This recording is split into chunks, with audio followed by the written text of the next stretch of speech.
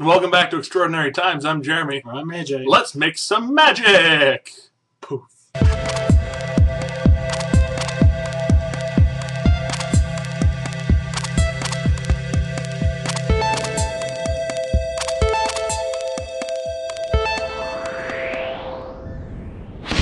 So we're back for our Monday show. Thank you, as always, for tuning in. So, first story of today is Facebook, again, actually.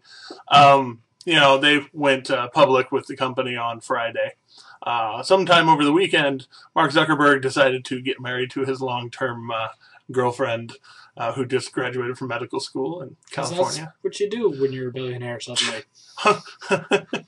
Yeah, well, I think he was a billionaire before. To be fair, she already loved him for his money. Solid billionaire now. She just loves him for more money now. Right. But anyways, so that's not even the real problem. The real problem is that today Facebook dropped 3.5 points or so. 11%. 11, yeah. Oh, closing down $4.20 actually. So yeah, 11% solid down after their first full day of trading. That's scary. Granted, Not everybody good for futures. Well, everyone really that's true. Kind of looks at it like, why is this company worth 28 times what it takes in annually? But whatever. That's just reasonable people talking. If I keep talking about this, I'm going to get angry. Go read the story. It's a smart Wall Street Journal article, so it's worth something. All right, first little bit here. The first tropical storm in the Atlantic of the season is hit off of South Carolina. Let's see. I don't even know the name of it. Alberto is going at 50 miles an hour, 155 miles east of Savannah. I actually know where that is. Wow. 110 miles south of Charleston. So if you're in that area, good luck. But it is, just tropical storm, so I guess not that bad. It's really not that bad. Either way, Florida has other things to deal with right now, like a boy accidentally getting served daiquiri, and alcoholic. Two boys. Oh, two boys. Yeah, two boys served alcoholic daiquiris by mistake over in, let's see, I forgot the story. Clearwater, Florida, just a little bit next to Lakeland.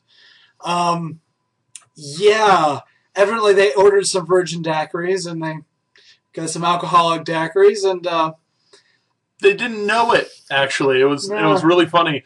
For me, it's funny because these are 4-year-old kids, and they ordered them strawberry daiquiris because you order kids fruity drinks. Also, you order them virgin, and they did, but the hostess had rung them up not virgin and brought them not virgin. P.S. Having had that mistake happen to me at a particular restaurant that I will not defame because I really like their food and everything, but I had ordered a virgin daiquiri one time along with my friend, and we got them. And normally we get virgin daiquiris or virgin mudslides or whatever, and they come in the big mugs, and they're decorative and cool looking. And these ones came in the cool glasses that look kind of fancy and kind of smallish, and my friend had daiquiri, and I had a mudslide, actually. And, I tasted mine, and I'm not saying why I know the taste of Kahlua, but I knew that there was Kahlua in that. And so I was like, we have to give these back. And it was like, why? I was like, because these are not virgin. My friend took a drink and was like, I really don't want to give this back, but you're right. We shouldn't. Anyways, so yeah, that's really annoying. Yeah. And the kids didn't know the flavor of it, so they ended up getting drunk and throwing up. And the parents realized there's a problem, brought them to the hospital. They're gonna be fine. The doctors don't foresee any problems or anything. But to quote the kid, they throwed up. So, you know, they're going to be fine.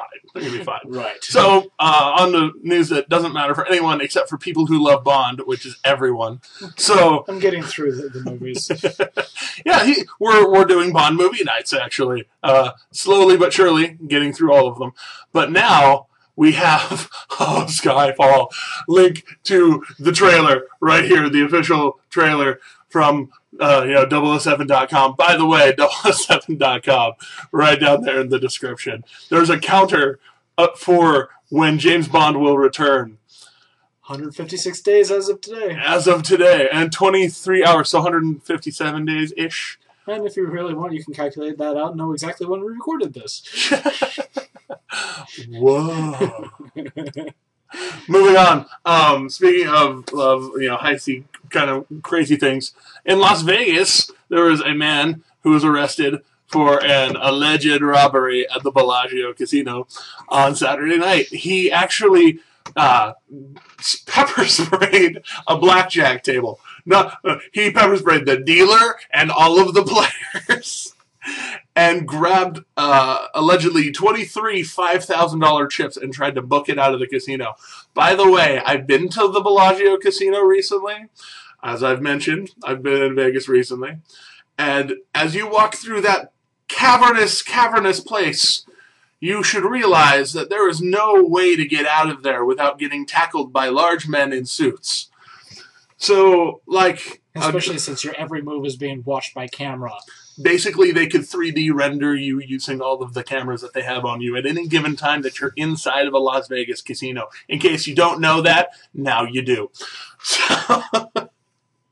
They tackled him and brought him in for questioning, and apparently he had an accomplice, and they're looking for all the this so-called accomplice, but the dude totally just not thinking with his head on straight, because you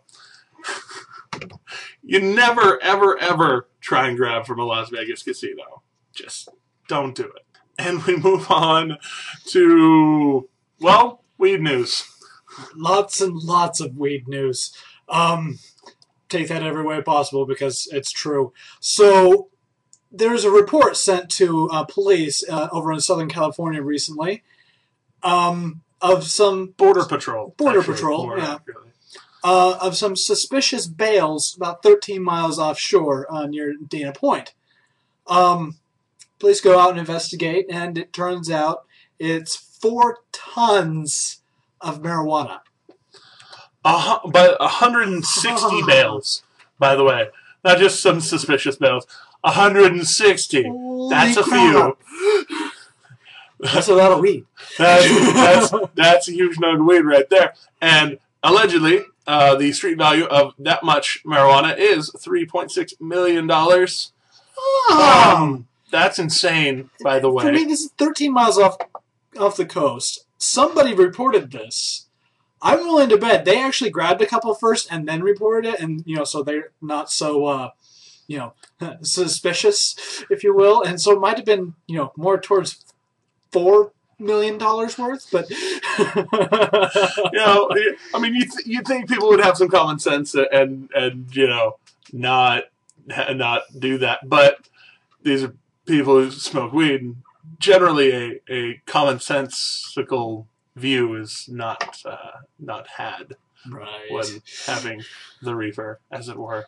Anyways, so speaking of, so more weed news. There is a candidate in the California area who is running for Congress, who one of his campaign promises, he has several, but one of his campaign promises is he will smoke a joint on the steps of Capitol Hill. He's 54 years old. He's not just some 21-year-old kid saying, I'm gonna stick it to the man if you vote me in. No. He's a decently aged man who, he enjoys his pot, and he wants, honestly, his stance is pretty sound. He wants to illustrate how basically harmless it is, and in addition to our controversial stance on gay marriage, controversial stance to marijuana. Of course. Well, he has a controversial one. I'm still kind of iffy on it. He's iffy, and I would not, honestly, I will not, even if it becomes legal, partake in marijuana, because I don't like being out of control of myself. It's why I don't drink. It's why I don't do any drugs. But the point being, this, if you compare it to any other thing that's legal to consume, you know, caffeine or alcohol or tobacco or anything, all of the negative effects of even caffeine, of alcohol, of tobacco are huge, and why they have to be regulated so tightly. Marijuana has so few of those effects, and a lot of them they don't even have. And I mean, one of the worst things that happens is people get hungry and paranoid. And I mean, and that could be said of you know, normally slightly mental people. So whatever. The point being that this guy is wanting to stand up for this thing. That also, we're going to link you to a video of Penn talking about marijuana and that, because he says it so much more concisely than I ever could. And it's the fact that 1 in 6 inmates in America is in jail because of marijuana. And honestly, truthfully, aside from the illegal side of selling it and distributing it everywhere but California, it's actually really not that bad. It's not a bad thing to consume if you choose. And that's the thing, is it's taking away a choice of people to you know, have recreation. And I wouldn't even recommend doing it. But I don't think people's rights should be infringed on. That's my deal, is I don't think people should have their rights taken away if it's something that's not going to harm anyone else. Suicide's illegal. Yeah. That's anyway. Marijuana won't kill you.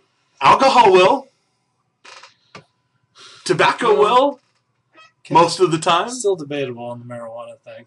Well, either way, kills brain cells. It does. I just had my moment of ranting. Go listen to Penn. He says it much better than I do. By the way, he swears, in case you get offended by that. I know some people do.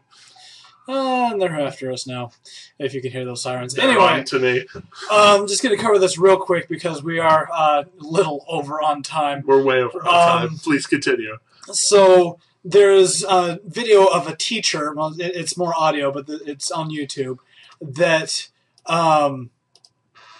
she was talking about a story about Mitt Romney recently, which we haven't covered because it's too controversial. There's way too much that people are fighting over against. There's nothing proven. He said, she said, he said.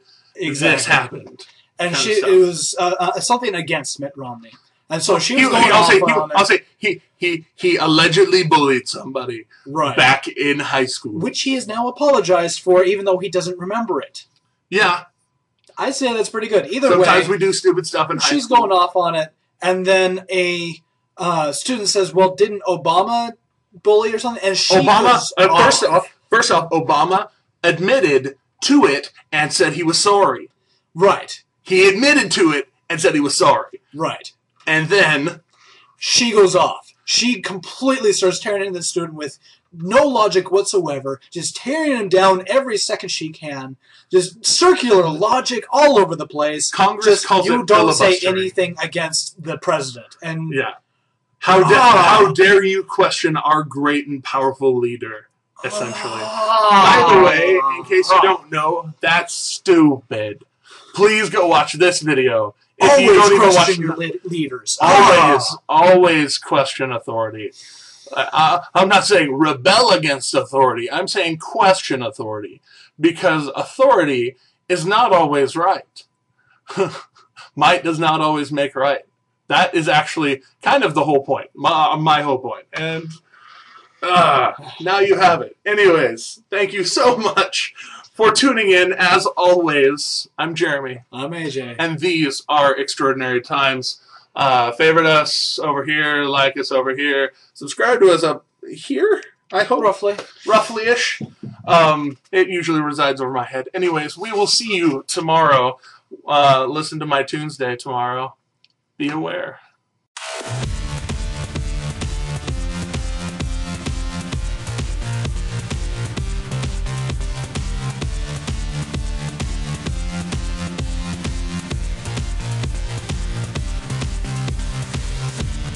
I'm listening to music.